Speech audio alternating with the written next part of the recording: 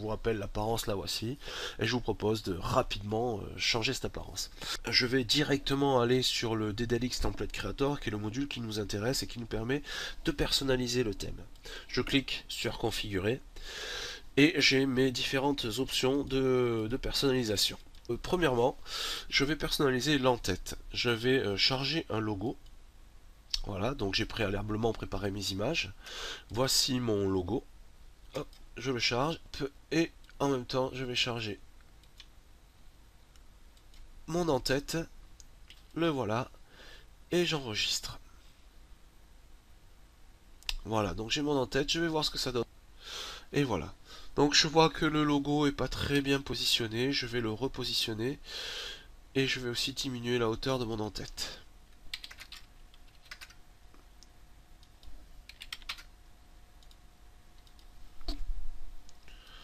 J'actualise ma page.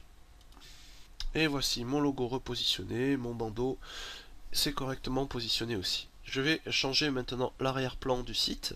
Donc je vais aller sur fond d'écran. Je vais choisir mon image d'arrière-plan que j'avais préparée à l'avance bien entendu. Hop. Et la charger sur le site. Je vais changer aussi la couleur de fond. Je vais mettre en blanc.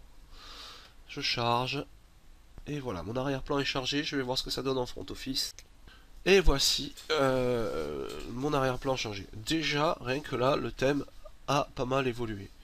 Je vais maintenant m'occuper du menu, donc qui pour l'instant est gris, menu et sous-menu, et je vais le mettre en orange. Donc je vais cliquer sur l'onglet menu, et je vais faire une couleur de dégradé, donc je vais choisir ma première couleur de dégradé qui va être l'orange, et ma deuxième couleur qui va tomber un petit peu plus sur les tons jaunâtres.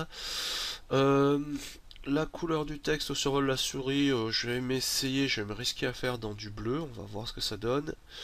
La couleur du texte principal, je vais la laisser en noir. Et les sous-menus, donc je vais pareil, je vais aller un petit peu dans les tonalités orangées.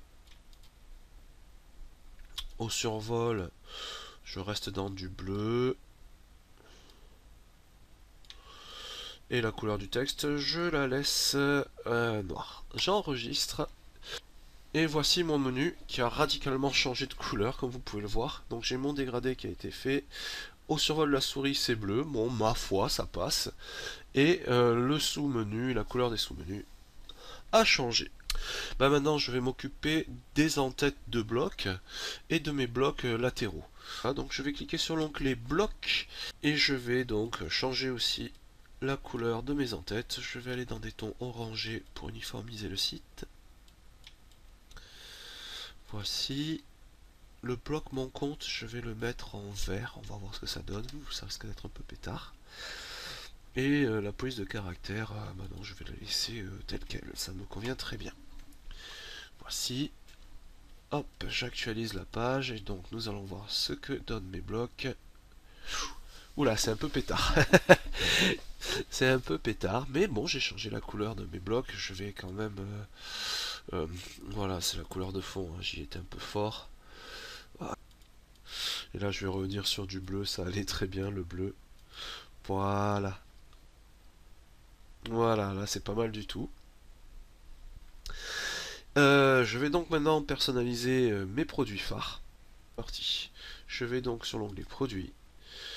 Alors, la couleur du titre, je la veux en jaune orangé. Le contenu, je vais le mettre en bleu ciel. La couleur de la police du bouton panier, je vais mettre du bleu, du jaune. La couleur de fond du bouton ajouter au panier, je vais la mettre en noir. Ça va. Voilà, et la couleur du prix, je la veux un petit peu plus... voilà, comme ça. Ce que ça donne, hop, vous avez vu, l'apparence de mes produits phares a complètement changé.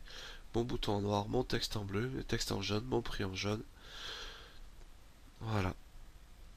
Je vais maintenant m'occuper du pied de page. Pour mettre tout simplement du blanc. Un blanc uni. Voilà, j'ai un pied de page uniformisé avec le reste du site.